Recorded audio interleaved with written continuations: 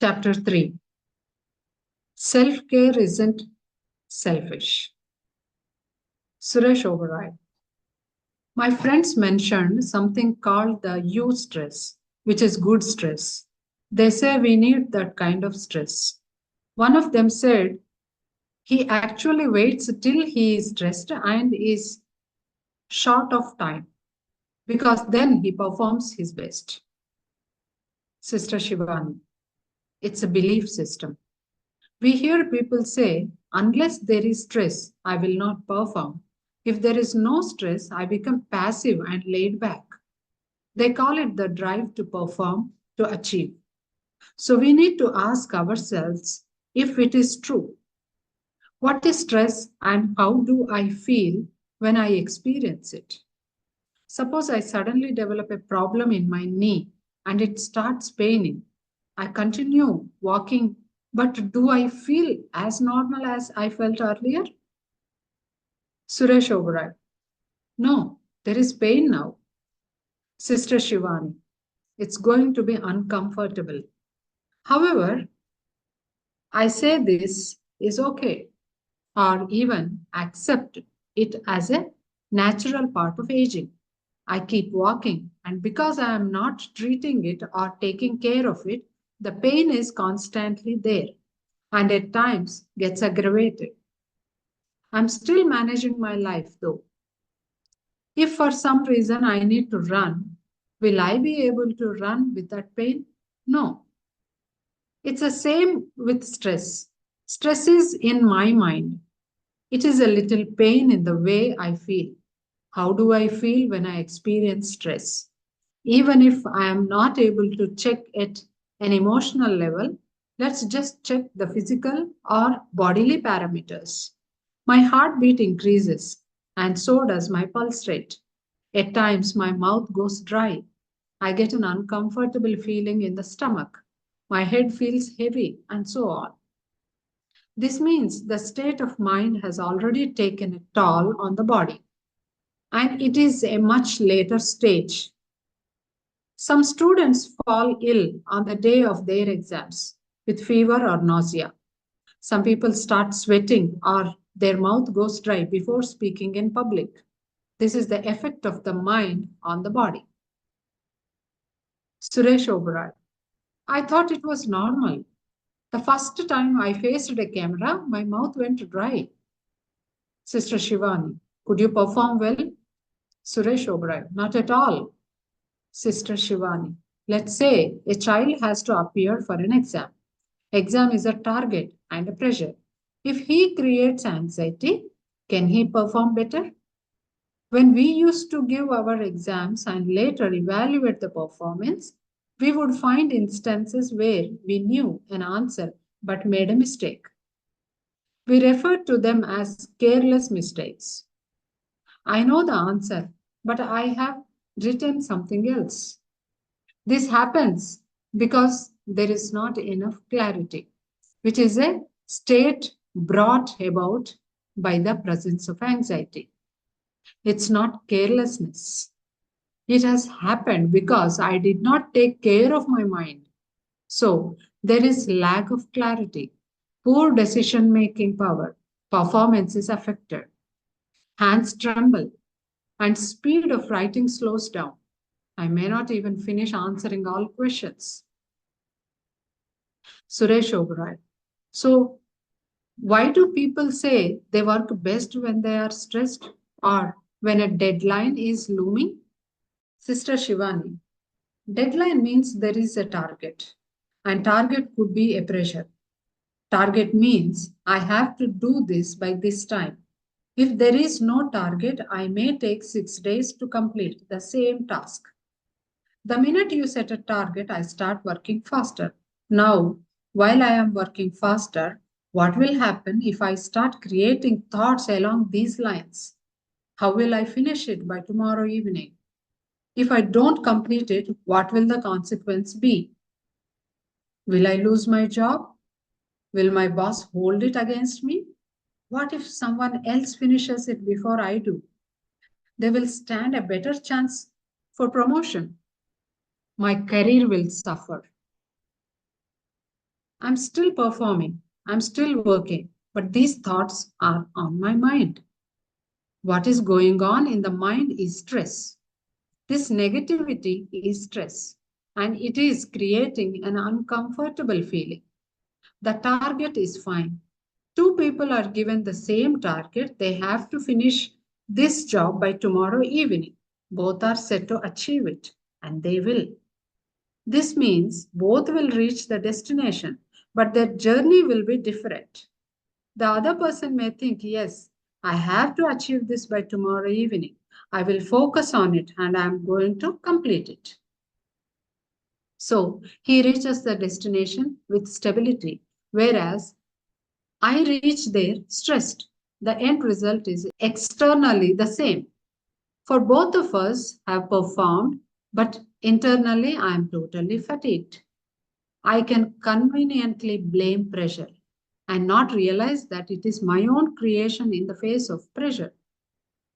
Stress in science has a simple formula. Stress is equal to pressure divided by resilience. Pressure, the numerator here includes what's coming from outside: targets, exams, relationships, situations, traffic jams, deadlines, etc. Resilience is my inner strength to face that pressure. Consider metal sheets used in industrial applications.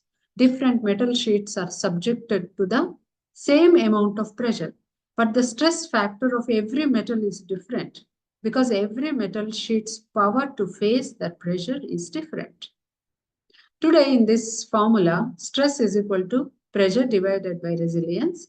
We have conveniently ignored the denominator and embraced the conditioning of stress is equal to pressure. The denominator is ignored because I am not ready to take responsibility for my inner strength. Hence, for me, stress is equal to pressure. So I say, if I have an exam, obviously I will get tensed. If my boss is very tough, obviously my workplace is going to be a challenge for me. Suresh Oberoi. Do people like to be stressed? Why do we accept it easily? Sister Shivani, when I am not able to tackle it, I just say it's natural or inevitable. Suresh Oberoi, does it take effort to not be stressed and be happy in a situation? Sister Shivani, yes. Suppose you say something unpleasant to me. Getting hurt can be so easy for me. Suresh Oberoi, I tend to think it's so natural to blame others for how we feel.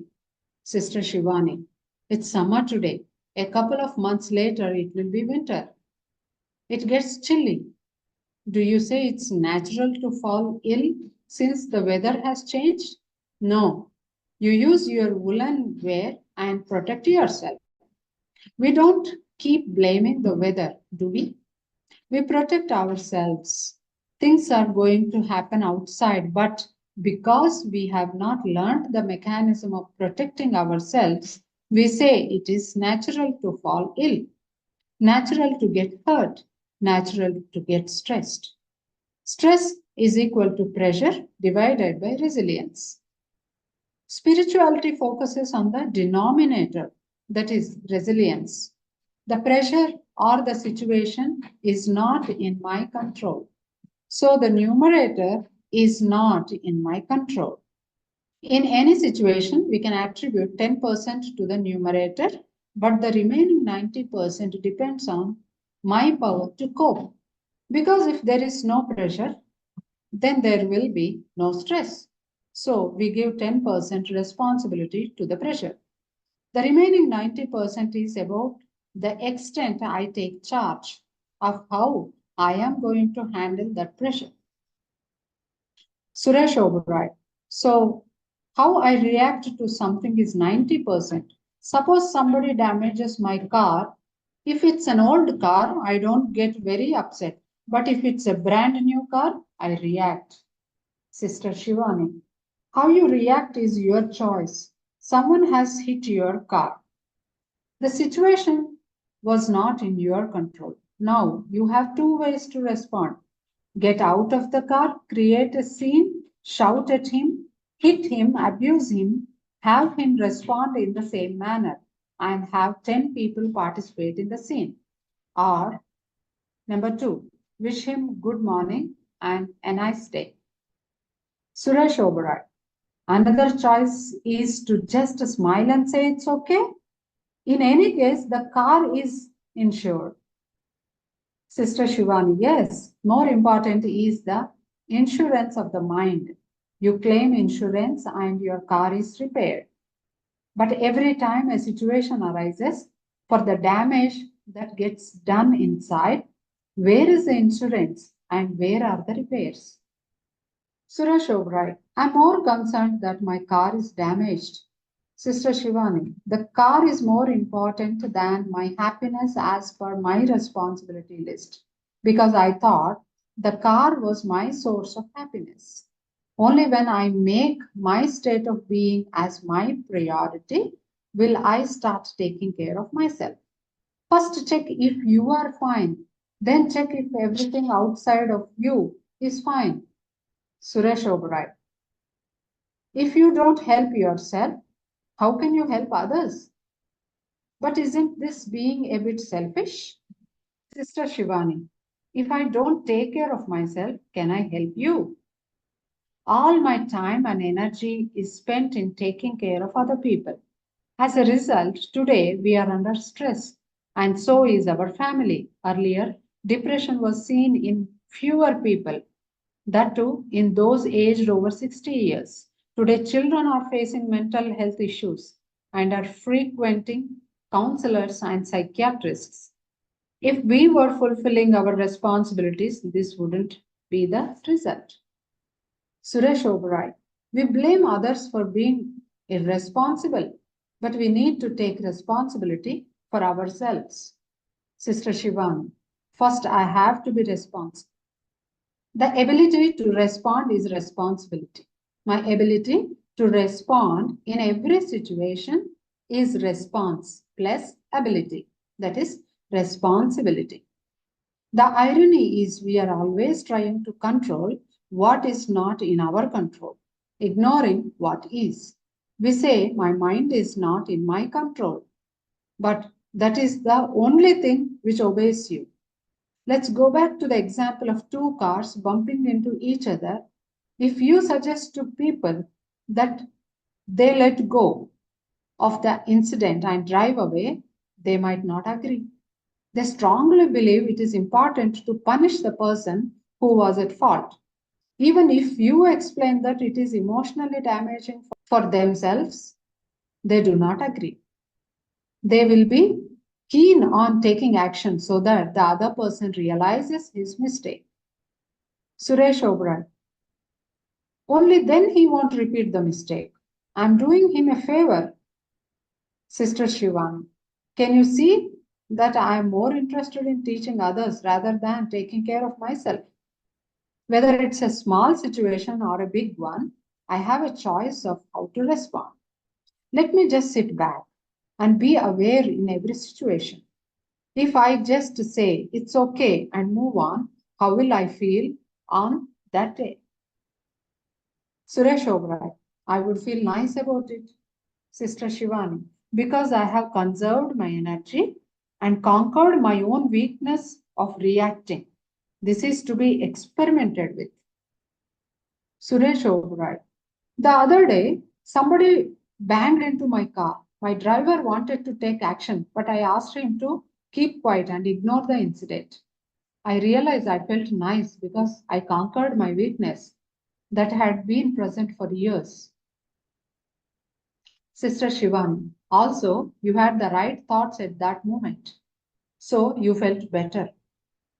If you create a thought that it is okay, it is after all an accident, let me move on now. It's a positive thought. It creates a good feeling.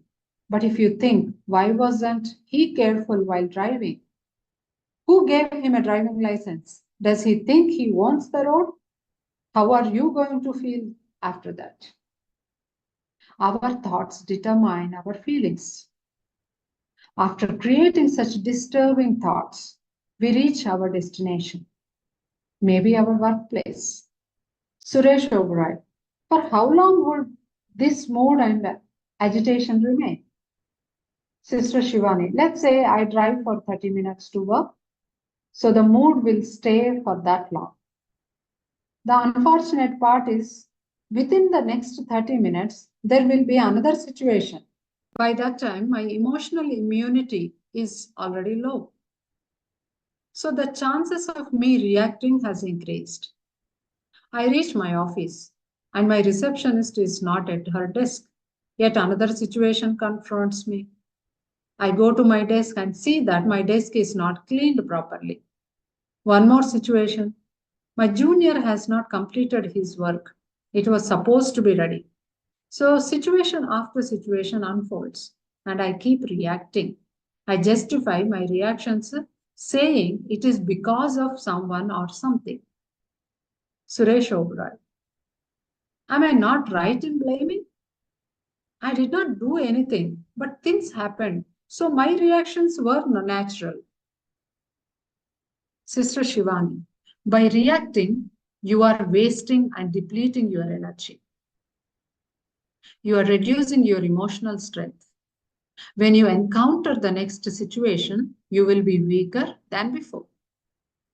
Suresh Oberoi, over a period, it becomes a habit and it takes a toll on health. Sister Shivani, today we say high blood pressure is natural because we say stress is natural. And the byproduct of this stress will also be natural. So everything that was unnatural gets labeled as natural. Yet we say we want happiness. Suresh Oberoi, what is the meaning of unlimited?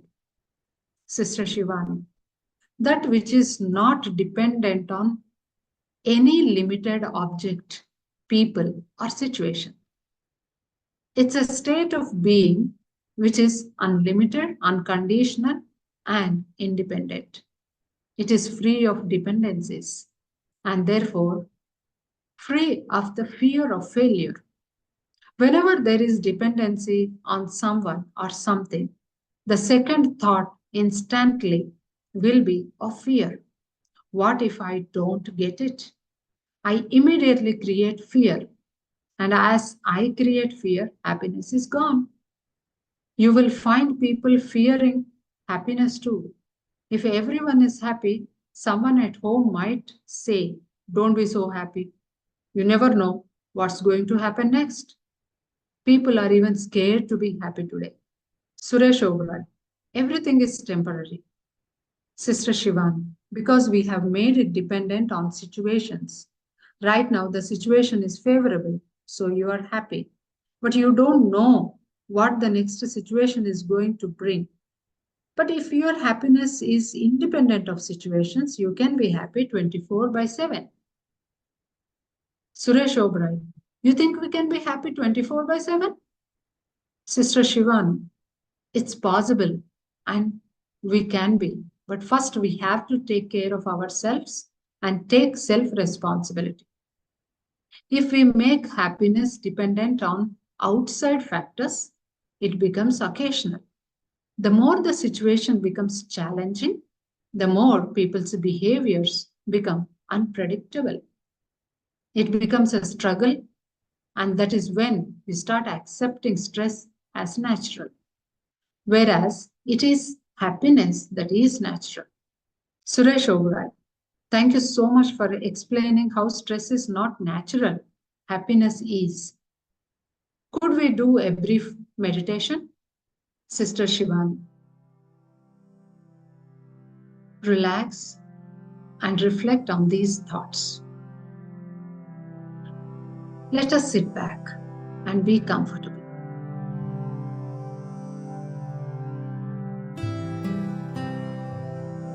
I look at myself. I, the creator of every thought and feeling. There are pressures in life, targets to achieve, deadlines to meet. It's just a pressure.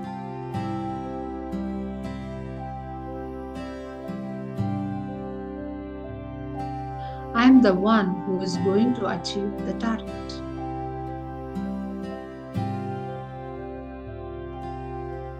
Let me take care of myself as I work towards achieving the target.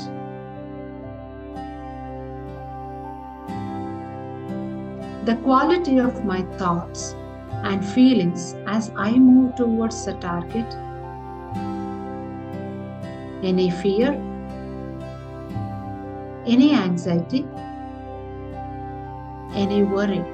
Let me first sit back and change the quality of the thought.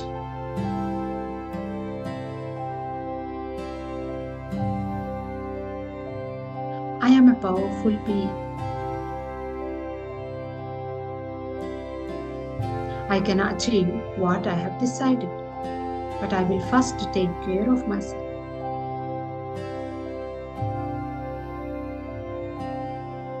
Nothing and no one can influence my state of being.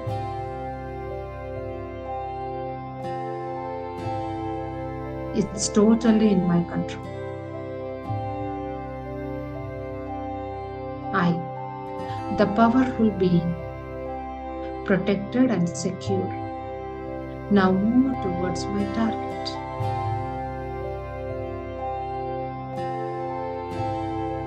This is my journey, a journey of happiness.